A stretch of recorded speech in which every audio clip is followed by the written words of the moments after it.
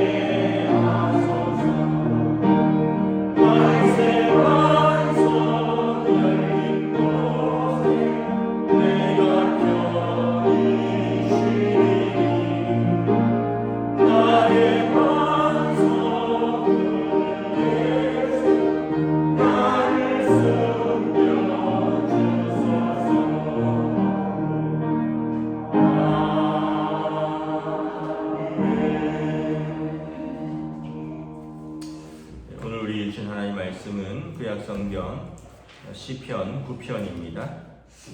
구약성경 시편 9편입니다. 다 찾으신 줄 알고 저 여러분들이 한 절씩 교도하도록 하겠습니다. 시편 9편입니다. 시편 9편 11절부터 20절입니다. 시편 9편 11절에서 20절입니다. 너희는 시온에 계신 여호와를 찬송하며 그의 행사를 백성 중에 선포할지어다. 피 흘린 자를 신문하시니가 그들을 기억하시며 가난한 자의 부르짖음을 듣지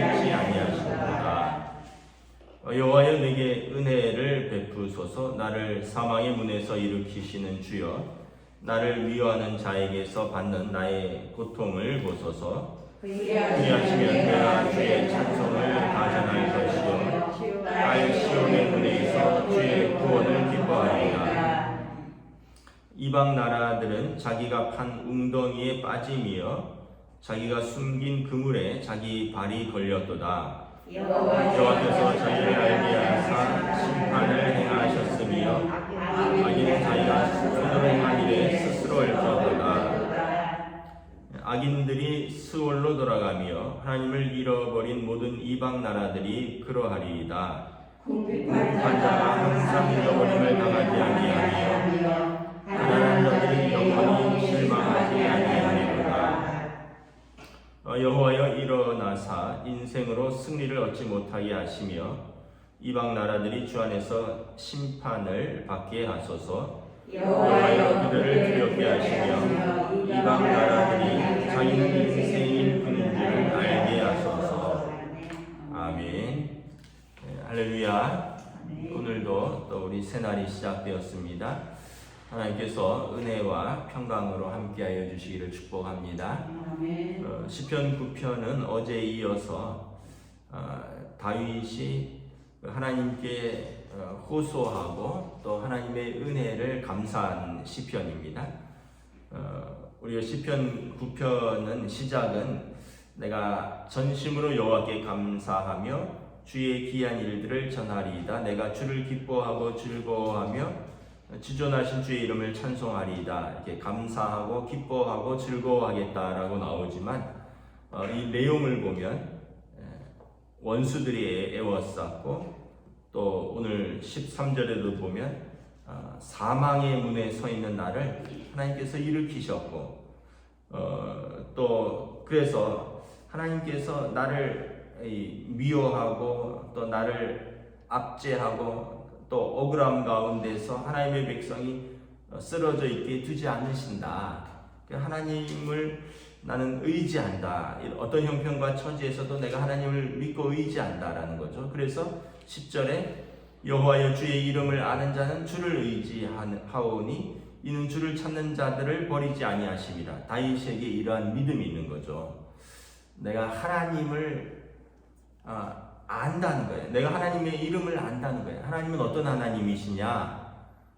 공의로우신 하나님, 악인을 심판하시고 의인을 세우시고 또 어떤 하나님이시냐? 이 약한 자들, 12절에 보면 가난한 자들의 부르짖음, 또 18절에 보면 궁핍한 자들을 항상 잊어버리지 아니하신다. 가난한 자들이 영원히 실망하지 아니하리이다. 그러니까 그 사회의 약자들에 대해서 개인적인 약함뿐만 아니라 사회의 약자들에 대해서 하나님은 늘 기억하고 계신다.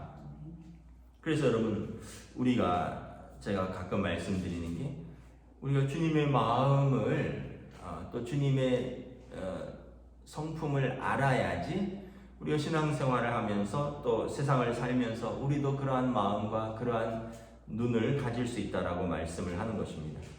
아유, 저 사람들은 뭐 그렇게 사는 거지 뭐 이게 아니라 그렇게 살 수밖에 없는 그 사람들의 형편도 있고 그럼에도 불구하고 하나님이 또 그들과 함께 하시고 그들을 잊지 아니하신다는 거예요. 우리는 우리의 기준으로 판단하고 잊어버리지만 하나님은 그들의 부르짖음, 그들을 잊어버리지 아니하시고 그들이 실망하지 아니하도록 그들과 함께 하시는 하나님이시다라는 것입니다. 그래서 다윗이 지금 자신의 형편, 아마 이것은 이제 대적자들, 아마 적군이 이제 아마 블레셋과의 전쟁 속에서 다윗이 힘겨운 승리를 거두고 이제 하나님께 감사하는 시로 보는데 하나님께서 곤고한 속에서도 하나님을 찾는 자들을 하나님께서 버리지 아니하신다. 10절 하반절에 보면 주를 찾는 자들을 버리지 아니하신다라는 거죠. 그래서 11절에 다윗은 오늘 본문 11절에 그래서 내가 시온에 계신 여호와를 찬송하며 그의 행사를 백성 중에 선포할지어다. 하나님께서 시온에 계신다. 시온은 이제 예루살렘에 있는 산이죠. 하나님께서 예루살렘에 계신다라는 것입니다. 하나님께서 우리와 함께 계신다. 이 믿음이 이제 유대인들에게 있습니다. 이것이 시오니즘입니다. 시오니즘 많이 들어보셨죠? 시오니즘인데, 그래서 우리가 그리로 돌아가리라, 하나님 계시는 그 시온으로 돌아가리라, 이게 시오니즘입니다. 바벨론 포로 이후에 흩어졌던 유대인들, 디아스포라라 그러죠. 나라를 빼앗기고 포로로 잡혀가고 종으로 팔려가고 전쟁을 피해서 흩어졌던 사람들이, 우리는 하나님이 계시는 그곳으로 우리는 돌아가리라. 왜냐하면 그곳에서 하나님을 찬송하고 그곳에서 하나님의 이름이 선포되며 하나님의 하신 일들이 선포될 것이다. 이제 우리는 지역적으로 시오니즘이 아니죠. 우리는 교회입니다. 하나님께서 자기 백성과 함께 하시는 곳이 교회입니다. 두세 사람으로 내 이름으로 모이는 곳에 내가 너희와 함께 하리라, 예수님이 약속하셨죠. 여러분, 부르심을 받고 예수 그리스도를 영접한 두세 사람이 모이는 곳, 그 교회에 하나님이 함께 하신다. 그래서 그 교회는 그 사람들이 모인 곳입니다. 주님의 이름을 부르며 하나님을 찬송하고, 여기 보면 그의 행사를 선포하고 하나님의 말씀이 선포되고, 하나님을 향하여 부르짖음이 있고, 그래서 교회는 말씀과 찬송과 기도가 있는 곳이고, 그곳에 하나님께서 자기 백성을 위하여 함께 하신다라는 것입니다. 다윗 왕이 이 믿음이 있기 때문에 나는 하나님께 부르짖는다는 거죠. 12절에 보면 피 흘림을 신문하신 이가 그들을 기억하시며, 피 흘림, 이것은 억울한 피 흘림을 말하는 것입니다. 그것을 공의의 하나님께서 기억하시고 물으신다는 것입니다. 그리고 가난한 자들의 부르짖음을 잊지 않으신다는 거죠. 여기서 가난한 자들은 물질적으로 가난하고 소외된 자들도 말하고요, 또 영적으로 곤고한 자들의 부르짖음도 말하는 것입니다. 그래서 마태복음 보면 심령이 가난한 자는 복이 있나니 천국이 그의 것입니다. 하나님께서 여러분 기억하셔야 됩니다. 가난한 자의 하나님이십니다. 우리는 하나님께서 은혜 주셔서 복을 주시고 부를 주신다. 이것도 하나님의 은혜가 맞지만, 여러분, 하나님의 은혜는 뭐냐면 가난하고 소외받고 억울한 자들의 하나님이시다라는 것입니다. 이스라엘 백성이 애굽에서 종되었을 때, 또 그곳에서 압제당할 때 하나님이 그들의 기도를 들으시잖아요. 그리고 내 백성을 건져내겠다 말씀하죠. 그들을 건져내신 후에 뭐라고 말합니까? 하나님의 군대라고 말합니다. 애굽이 더 강하고 애굽이 더 부하지만 하나님을 알지 못하는 그 사람들이 하나님의 군대가 아니라, 그들은 세상의 군대고 가난하지만 압제받지만 종이지만 하나님을 섬기고 하나님의 이름을 부르는 자들, 하나님을 부르짖는 자들이 하나님의 군대라는 것입니다. 그래서 여러분, 억울하고 또 압제받고 가난하다 할지라도 우리가 하나님께 부르짖는다면 하나님께서 우리를 잊지 아니하신다. 이 믿음을 다윗 왕이 가지고 있는 거죠. 실제로 여러분, 다윗 왕이 얼마나 억울한 일이 많았습니까? 가정적으로도 부인에게 버림받았죠. 장인이 내쳤죠. 아들이 또 배신, 아버지를 또 물러냈죠.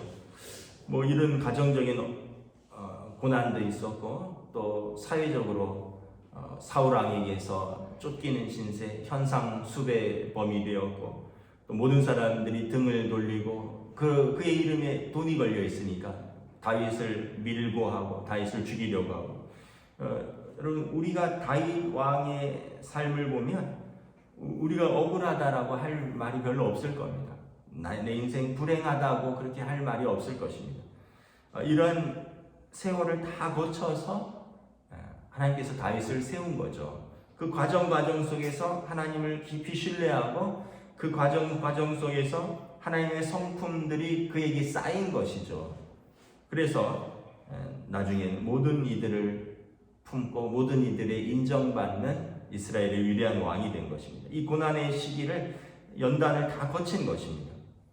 다윗에게 이 시기를 견딜 수 있는 힘은 뭐냐면 하나님께서 기억하신다는 거예요. 하나님이 아신다는 거예요. 13절에도 보면 여호와여 내게 은혜를 베푸소서 나를 사망의 문에서 일으키시는 주여 나를 미워하는 자에게서 받는 나의 고통을 보소서. 다윗이 얼마나 고통스러우면 사망의 문에 있다는 거예요. 사망의 문은 생과 사의 갈림길이잖아요. 거기에 누워있는 나를 일으켜 주시옵소서. 실제로 다윗은 여러 번 죽을 뻔했죠.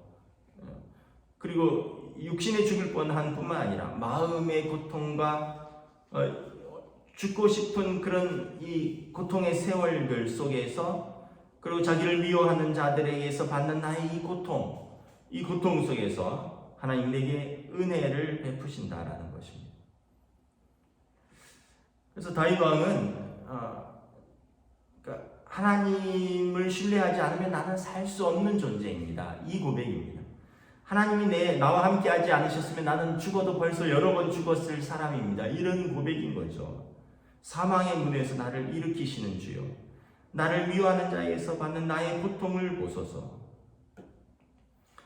그래서 여러분 우리가 인생이 강한 것 같아도 또 굉장히 연약합니다. 20절에도 보면 여러분 이방 나라들이 자기는 인생일 뿐인 줄 알게 하소서. 우리는 인생일 뿐이에요. 흙으로 만든 존재이고 하나님이 거기에 호흡을 주신 생명입니다. 그 호흡을 걷어가면 우리는 그냥 흙으로 돌아갈 뿐입니다. 하나님이 은혜 주시지 않으면 우리는 연약한 인생일 뿐이라는 거죠. 생과 사가 멀지 않다라는 거예요. 어제도 뉴스에 보니까 무슨 철거될 건물이 갑자기 무너져 내리면서 5층 건물이 갑자기 무너져 내리면서 버스 정류장에 있던 버스를 덮쳤잖아요. 아침에 뉴스를 잠깐 봤더니 9명이 사망했고 수십 명이 부상을 했더라고요. 여러분 그 건물이 갑자기 버스 정류장 앞에 서 있는 건물이 철거될 예정이었다는데 그렇게 갑자기 무너질 줄 누가 알았겠습니까? 그 기사를 보니까 이제 소방대원들과 경찰대원들이 막 구조를 하는데 어떤 어머니가 막 울부짖는 거예요. 내 아들이 그 버스에 탔을 것 같다는 거죠. 왜냐하면 아침에 나가는 그 길 통로가 가는 길 가는 쪽 그 버스를 타는 그 시간이라는 거예요. 내 아들이 거기 탔을 것 같다는 거예요. 근데 참 불행하게도 진짜 거기 타서 숨진 학생이 거기에 있어요. 예전에 성수대교 무너졌을 때도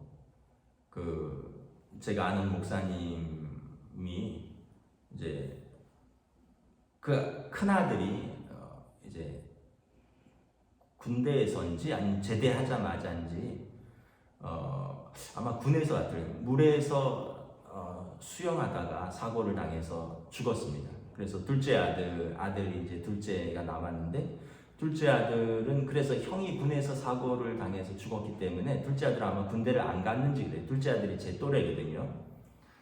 그런데 그 아들이 아침에 이제 장신대 신학교를 가는데 그 시간에 맨날 성수대교를 건너간다는 거예요. 그래서 성수대교가 무너지고 나서 저는 저랑 신학교 동기인데 저는 신학교를 입학하고 군에 갔고 그 친구는 이제 학교를 다닌 거죠. 군대를 안 갔으니까 형 사고 때문에. 근데 그 시간에 성수대교가 무너지면서 아들을 찾으러 학교로 왔다는 거예요. 근데 그 아들은 다행히 그 시간에 지나가지를 않았어요.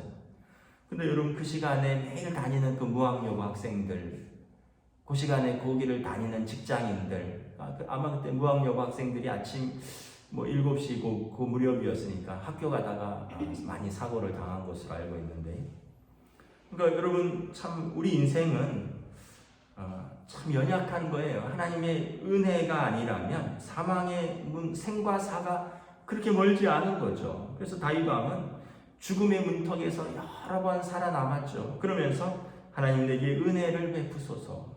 이 사망의 문에서 나를 일으켜 주시옵소서. 나를 미워하는 자에게서 받는 나의 고통을 보시옵소서.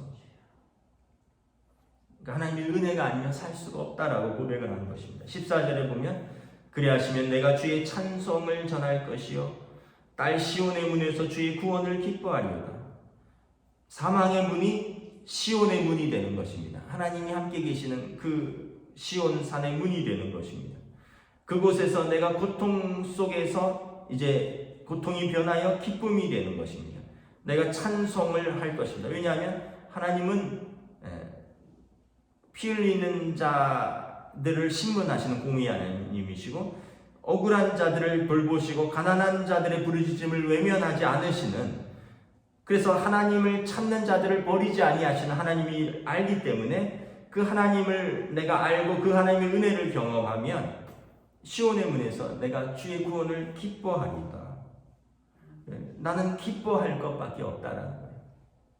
그래서 이 하나님의 은혜를 다 경험한 다윗은 이제 어떤 시험이 와도 어떤 어려움이 와도 나는 그 하나님의 성품을 안다라는 거예요.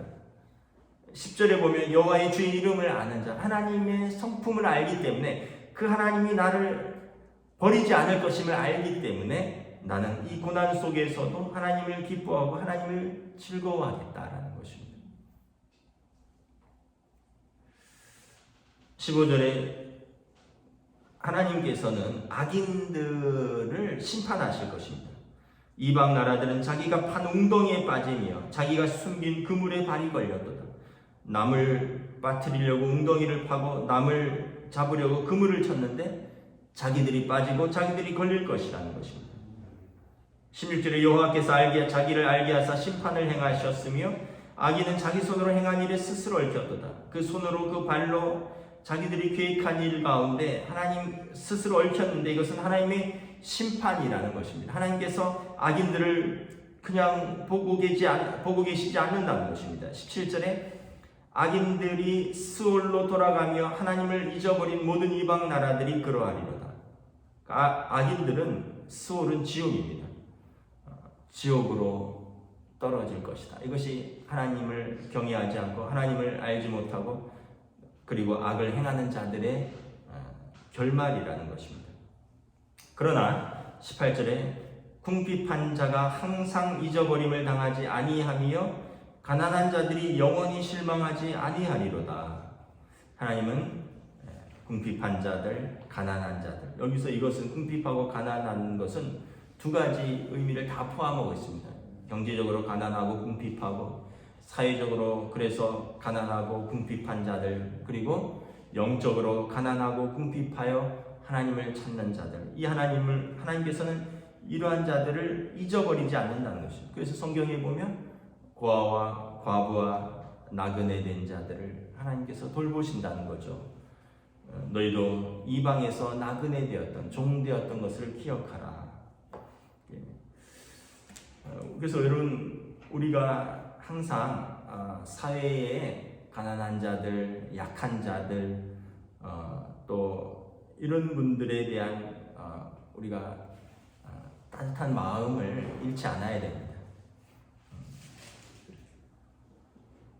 제가 언젠가 천종호 판사라고, 호통 판사, 청소년들 전담 전문 판사가 있어요. 유명하신 분인데, 이 청소년 전문으로만 오랫동안 하신 부장 판사이신데, 이분이 교회 장로님이세요.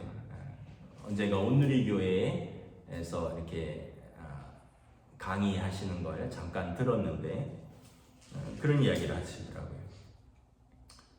이 시대가 요즘 젊은 세대들이 젊은 세대뿐만 아니라 다 그렇지만 공정하지 못한 것에 대해서 분노한다는 거예요. 그래서 10대, 20대들이 굉장히 거기에 민감하다는 거예요.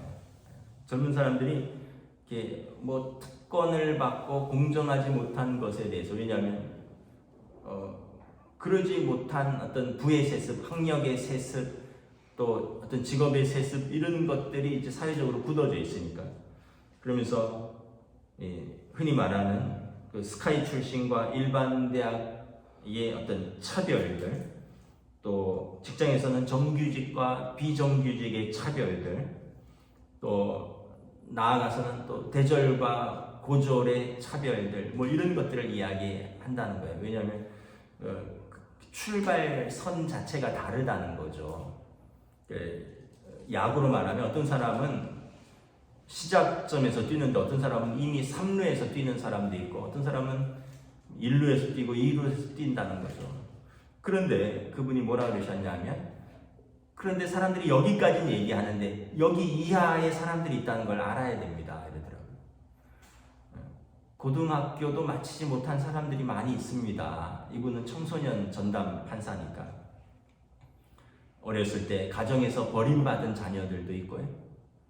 또 그러다 보니까 청소년기에 각종 사건, 사고에 연루돼서 뭐 보호관찰소라든가 아니면 감옥에서 시작하는 청소년들도 있고. 근데 이 학생들은 아예 언급도 안 된다는 거예요. 아까 말했듯이 스카이 출신이냐, 일반 대학 출신이냐, 정규직이냐, 비정규직이냐, 뭐 중소기업이냐, 대기업이냐, 뭐 대졸이냐, 고졸이냐 여기까지 언급되는데 여러분들은 그 밑에는 생각도 안 하고 있습니다 이러더라고요. 고졸 이하의 아예 출발 자체가 사람들은 생각도 못하는 청소년들이 많이 있습니다. 그래서 이분이 새벽 기도를 매일 하는데 자기가 어떻게 판사도 여러분 욕심이 있을 거 아니에요.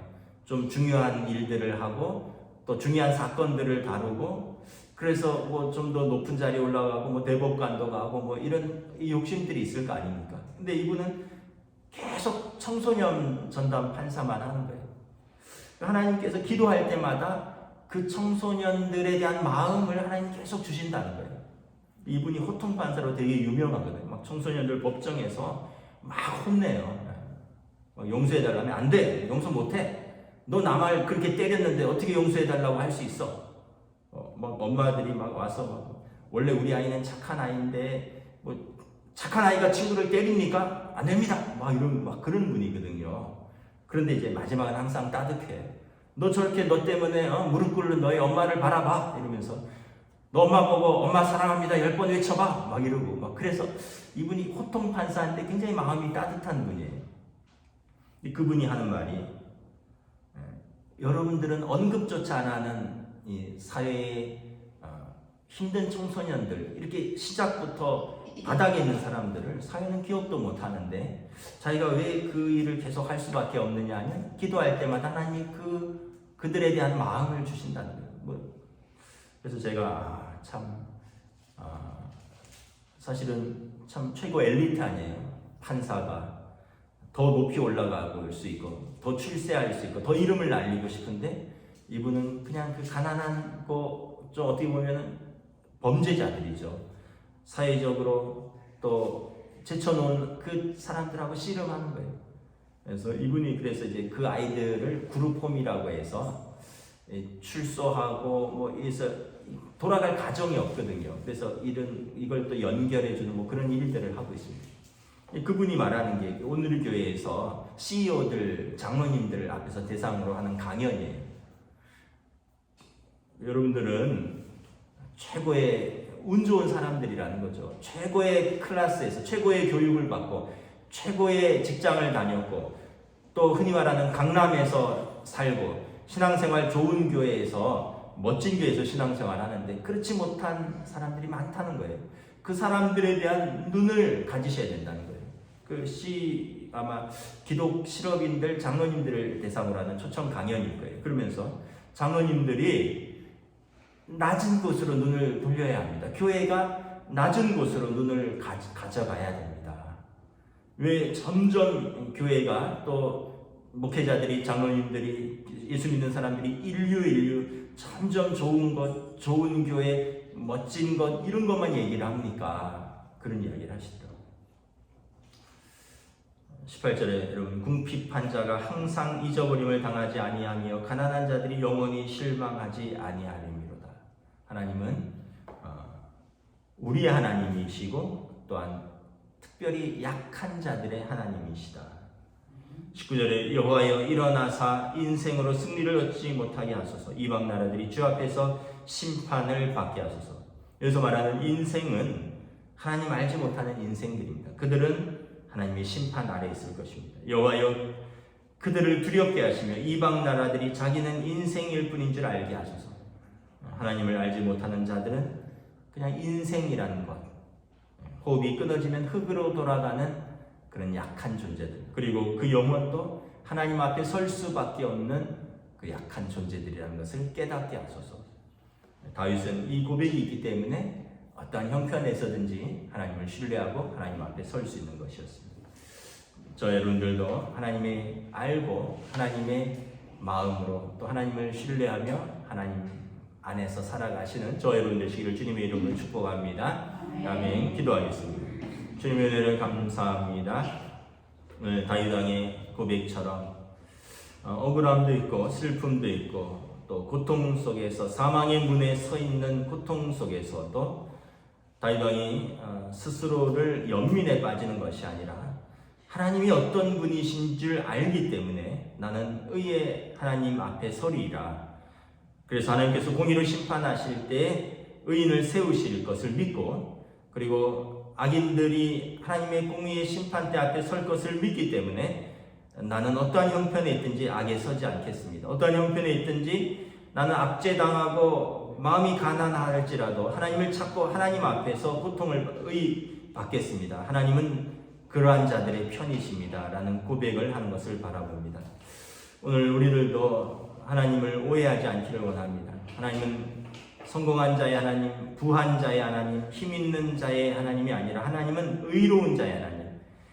가난할지라도 의롭다면 그 가난한 자의 압제받는 자의 하나님, 억울한 자의 소외받는 자의 하나님이시고, 부자일지라도 여러분 가난한 자들을 돌보고 약한 자들을 섬긴다면 하나님은 그의 하나님이시고, 그러나 의롭지 못한 자들은 가난한 자일지라도 부한 자일지라도 하나님께서는 그들의 심판자이시는 것을 기억합니다. 우리가 어떤 형편에 있는 것이 아니라 우리가 어떤 모습으로 하나님 앞에 서는 것이 중요한 것인가. 다시 한번 우리의 삶을 하나님 앞에 세워가는 믿음의 하루로 인도하여 주시옵소서. 감사를 드리오며 우리 주 예수 그리스도 이름으로 기도드리옵나이다. 아멘. 하늘에 계신 우리 아버지의 이름을 거룩하게 하시며 아버지의 나라가 오게 하시며 아버지의 뜻이 하늘에서 같이 땅에서도 이루어지게 하소서. 오늘 우리에게 일용할 양식을 주시고 우리가 우리에게 잘못한 사람을 용서하여 준 것 같이 우리 죄를 용서하여 주시고 우리를 시험에 빠지지 않게 하시고 악에서 구하소서. 나라와 권능과 영광이 영원히 아버지의 것입니다. 아멘.